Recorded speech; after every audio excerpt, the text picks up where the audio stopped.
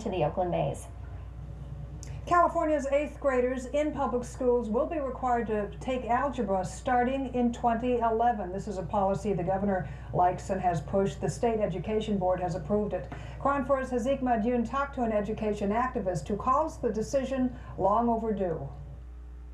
Algebra is a graduation requirement and has been for some time. What the state board decided yesterday was we were going to follow through on our promise to make sure that kids got it in middle school so they didn't have to wait to get it in high school. Improving standards for higher academic achievement in public schools is Ruslan Ali's passion. She is the executive director of the Education Trust West in Oakland, a national nonprofit organization that supports the California State Board of Education's recent decision to mandate Algebra 1 for 8th grade students, which she says is very important. Because if you don't take algebra until sometime in high school, chances are you're not going to be able to go to college or university. Ruslan testified in favor of the new policy in front of the state board. However, not everyone thinks the change is bound to be a success for California students. In fact, the state superintendent of education, Jack O'Connell, is on record in this press release stating, "I fear that we're setting our students up for failure."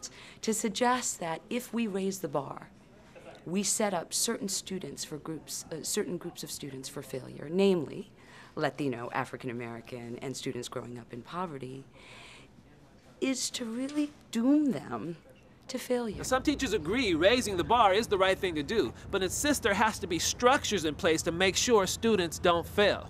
I am teaching math this summer. Teachers such as Valerie Trout, who has taught math in the East Bay for over 20 years.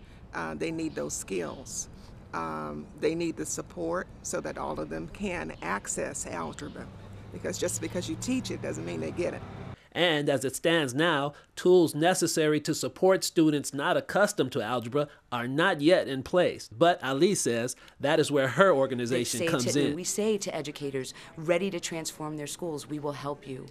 For kids to earn a wage sufficient to support a family in the blue-collar workforce, they need geometry. To support a family in the white-collar workforce, you need algebra too. So to suggest that kids can't get the baseline fundamental skills of algebra is to not only deny their potential, but is literally to doom them to lives on the margins of the mainstreams of American society. This is the most important civil rights issue of our time, closing the achievement gap. And algebra early is a civil right. State leaders declared yesterday that we're not going to deny that right anymore. We're not going to deny it to African American students. We're not going to deny it to Latino students. We're not going to deny it to students growing up in poverty. Because these are the students we've denied it to for so long.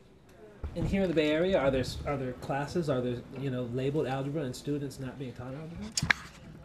Well, unfortunately, it's a fascinating phenomenon where we will see kids in courses called algebra. We will see them carrying textbooks like this, but then we look at their homework and we look at the assignments that they are charged with doing, and we realize that's not algebra, that's arithmetic.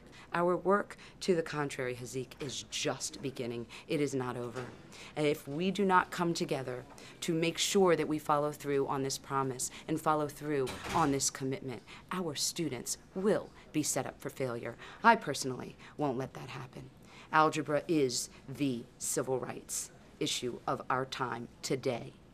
And we, certainly as civil rights advocates, will be making sure that our state delivers on this promise. Otherwise, the kids we care most about and that need the most from us, that are most dependent on public education for their learning, will be set up for failure. Reporting from Oakland, this is Hazik Madyoun, KRON 4 News.